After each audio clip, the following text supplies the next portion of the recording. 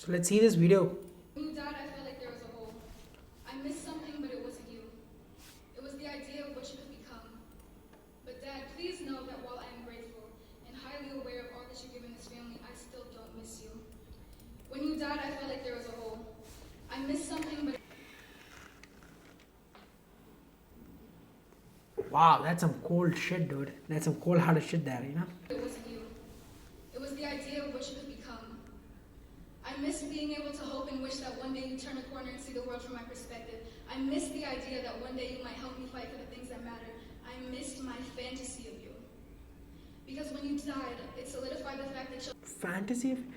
What? you'll never be what you could have been, but only what you are. And what you are is a racist, misogynistic, xenophobic, Trump-loving, cis-straight white man. That is all you will Trump-loving cisgender. What does cisgendered white man has to do with what? ever be to me. And Dad, before you tell me to respect the dead, please remember that you disrespected and disregarded the lives and deaths of entire communities of people with your ideology. You told me to never back down, so I won't. You know for a fact that even against you, I'm not afraid to share my peace.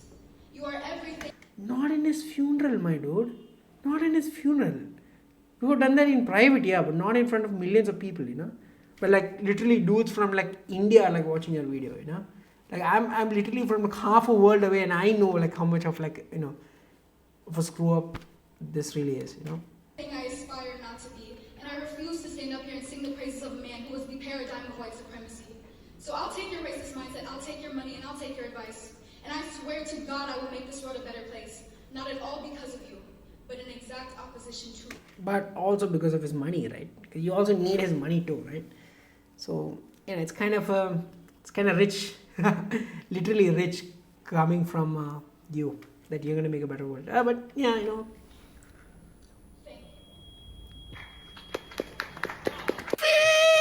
Whenever it's funny because feedback, I don't think feedback is an accident. Feedback always comes when there's an awkward moment or some shit. It's like Yeah. your microphone is gang banging.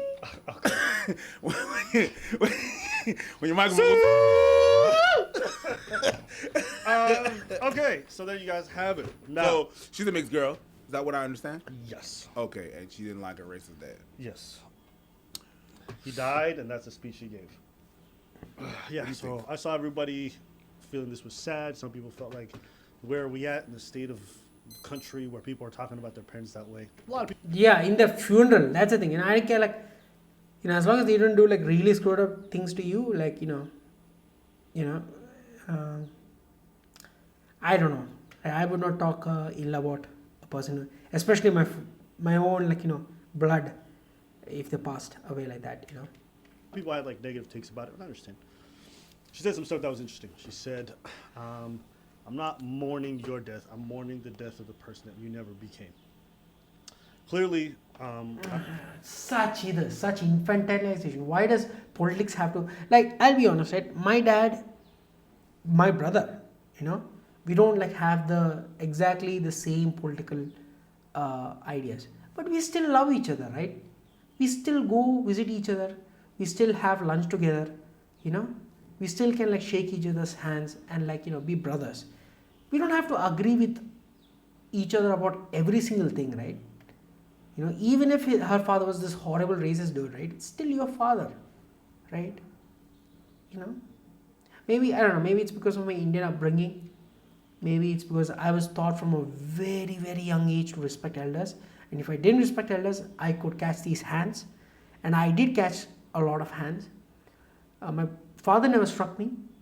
But others did. My brother, all those, I wouldn't even say my brother did, but like, Indian society is one of its core pillars is basically respect to your elders. So it's always been drilled into my head to always respect my elders, even when I disagree with them. So this is so weird for me to watch Americans not do that. It's just wild to me, because even if I disagree with my dad or my mom or whatever, right, I would never in a million years think about like, disrespecting them like that. If I did that, I'm pretty sure like, half of my family would be like, waiting for me to get off the mic so they can come and kick my ass. So this is just wild to me. So go on, bro. However we feel, we don't know the dad. We don't know her. So we don't know what the dynamic is. He could have been a really bad person. He could have been a really good person, and she's fairly characterizing. True. So depending on which one is true, I probably feel very differently about it, right? If the argument is that he's a bad person because he supports Trump and he supports this and he's probably like not, for the Black Lives Matter movement, then a lot of people are going to be like, does it sound like a terrible person to me? And he supported you financially and he was present. A lot of people are going to... Yeah, I'm like, that's what I'm saying. That's your difference is political, not personal. Like if he helped you, and if you helped you like through your life, like just keep your mouth shut. Keep your mouth shut. Like even if you like, this is one of those scenarios where like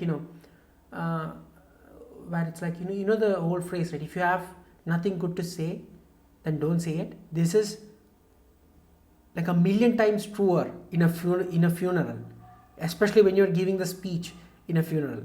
So I don't know, man. It just shows a lack of wisdom and a lack of tact in speaking like that about your own father in his funeral. I look at it like, doesn't sound like the worst dad, but we don't know the intricacies of that relationship, so it's hard to really judge. But even if you use like the worst thing, right? I just wouldn't attend the funeral. I wouldn't, I wouldn't go and like make a show about it, and I wouldn't go and make a show about it and put all the attention back on me. So, yeah, I mean, I think she'll regret that eventually. She'll regret this eventually. Because you only have one dad, you only have one mom, and if you're really lucky like I am, your mom and I think that she is raised pretty in a liberal fashion, and not politically but in a personal manner, like she has been given some freedoms and whatnot, so to express her thoughts and whatnot. So all I'm saying is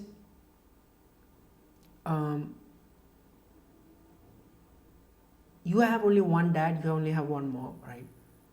They're the only ones. I don't know about siblings, I don't know about anything else. But your mom and your dad, if you have a really good mom and a really good dad, that means that you have two people who are always on your corner, always on your side, no matter what. The world can literally end and they will always put you over the world. So like talking crap about them, it's a cardinal sin in the Indian society for a reason. Yeah. He had enough influence in her to teach her to be like a go-getter, to speak her mind, to tell the truth or whatever she is. But he was also a bad dad. It sounds like they just had difference politically speaking. Yes. That's what I'm surmising. Yeah. Where she's like either pro-trans and he's completely anti. Yeah. And that was a source of conflict. She Yeah. seems very politically inclined with how strong her opinion she is. Mm-hmm. So how do I feel watching this? First part, her mourning who we never get to become. I think oftentimes children who lose their parents early on, it's like, especially if you didn't have the greatest relationship, like you're not just mourning the death of your parent, you're mourning the fact that y'all never had a relationship, that you didn't really have. No, but even in that scenario, right, he gave you like a house to sleep in, he gave you shelter, he gave you food, and those things are basic as hell. Like you would say, okay, that's a duty and a function of a parent, but a lot of people don't fulfill that duty, my dude. A lot of people take those things for granted, so yeah, I don't know, so yeah, I mean, I don't know about that, to be honest. A childhood with a parent present, And you will or you never. didn't have. There's a lot of mourning that happens for different faces. So in that regards, I understand what she's saying completely. Like sometimes your parent isn't really a parent yet; they just birthed you, and they haven't gotten like mature enough or stable enough to be able to be that parent. So you mourn the fact that you never even got them to see them be a parent in your life, and so there's a lot there that probably hurts. And so in that regards, like it's interesting, and I think it's worth unpacking. On the other hand, our parents come from where they come from. Yep. As an immigrant, I could never think like she did. And if most immigrants did, we'd all hate our parents. Because if Yes. we're being honest, vast majority of immigrant parents hold some form of like racist or Yes. anti-LGBTQ or anti this group, this ethnicity. True. That's just a fact. I could never imagine having her mindset and having any relationship with my mom. Yes, yes. Me and my mom have very strong difference of opinion when it comes to politics. Yeah. She votes probably drastically different than me.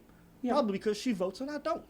But that's not the point. That's what I was about to say. We just I moved was past that one. Man, these guys have like insane chemistry together, bro. A lot of you guys are like, yo, Abba, you vote. I'm like, bitch, I ain't a bot. What are you talking about? I'm not the Speak up. Matrix, okay?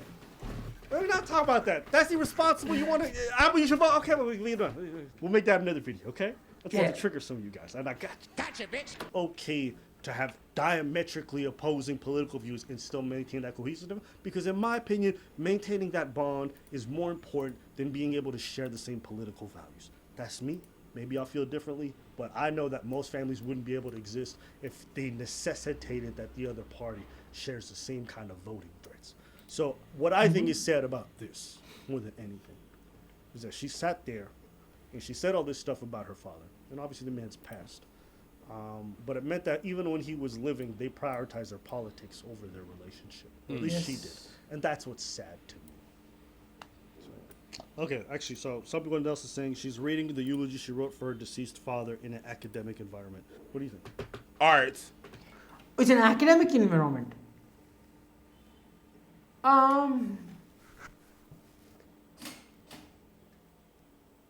If it's an academic environment, then things change. Obviously, yeah.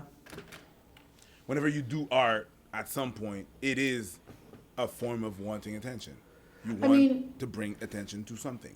Attention is not necessarily or in. I mean, if it's an academic thing, I don't know how to feel about that, to be honest. If it's in an academic environment, then that's different, no? Right? If it's an academic environment, that has to be different, no? Inherently bad, right? Wanting attention or wanting to put attention on something or a specific subject. But if it's an academic environment, my dude, I don't want to talk about it. But if she did it in someone's funeral, I mean, yeah, that's completely different. It's not necessarily a bad thing. And yes, it is just, to me, it's a thing.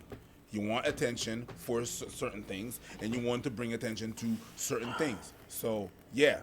And it's in a context of art, if she knew that it would go. Exactly. It's like I get it. It's performative bullshit, but I don't care, to be honest. If it's art, then it's just some weird thing. Because in the art world, like, a lot of weird things happen. So, on viral, maybe I would understand where you're coming from. But if it's someone else that filmed that shit and put it and posted it, you know what I mean? So I'm like, it's whatever to me. Yeah, She's just performing art. Yeah. That's what it is, to be a bit extra. And I see this a bit like slam poetry. Yes. There's a bit of that in there where that's what they want. They put a context where she's just expressing herself.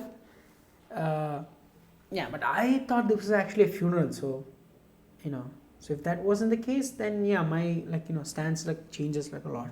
I performed this, my dad died, and this and that, and that's where I took my my inspiration from. Yeah. So I can understand where that's from. You know what I mean? Yes. So what's the difference between her saying, yo, my white father died and he was like that, so I take the inspiration there, and I'm performing piece that I wrote for eulogy and into art academic environment, whatever. What's the difference between that and a gangbanger making a song about the people that he dropped dead? What? He's inspiring a gangbanger making a song about the people. Academic environment, whatever. What's the difference between that and a gangbanger making a song about the people that he dropped dead? He's inspiring from a dramatic event, or it's talking about the hood. That's something that happened. Does he want attention? Well, I think basically people are like, she's glad, or she seems like, yo, fuck her dad kind of thing. And I think it's an okay sentiment. I mean, yeah, it's an okay sentiment to have, but I would not be comfortable sharing, to be honest. To anyone. And I think that should be the norm. You have the right to be pissed. Sometimes you should just keep your mouth shut, You shouldn't be sharing things to the internet. Pissed off at people. Yeah. You have the right to be pissed off even at family. But it's your dad. I understand that you... Hey, listen, all men are created equal, but not all dads. Be honest. Le pire, that's a bar. Le pire, c'est que c'est vrai. Some parents... Yo, it's like... No, do your thing. Yeah. So to me, what's the difference between this and that? You know what I mean? She took it and she did something out of it. Yeah, but she wanted attention. Yeah, but some people that do that and report stories from the hood and put it out there are not only taking advantage of the people that died and the families, that are mourning and suffering, not only doing that, but they're also taking profit of, like a actual profit. Oh, like gang violence. Okay, doing got it, profit off people that are dead. So which I don't really see the difference Hey, R.I.P. Tupac, my dude. Rest in peace. between one and the other. Like, we permit one, but we're gonna bash the other. So if that's how she feels, we just feel that way because it's her dad, and you're supposed to love your family unconditionally and no matter what happens. No, there's some people that, depending on what happened and how they wronged you, you're gonna be like, no, that person's dead to me, or I don't agree with that person, or that. Yeah, I think it's okay to dislike even your own family. I think it can happen, depending on what happened and what's your sentiment. Is she right? That's not for me to judge. I don't. Exactly. At that age. Yeah, if it's performative, again, this changes the entire conversation. But if it's in someone's funeral, I mean that like, I'm getting my ass kicked if I do that in a funeral, to be honest, and I probably deserve it. So yeah, I mean, if you like the video, then hit like, subscribe, whatever. Yeah, whatever, buddy. Let's go.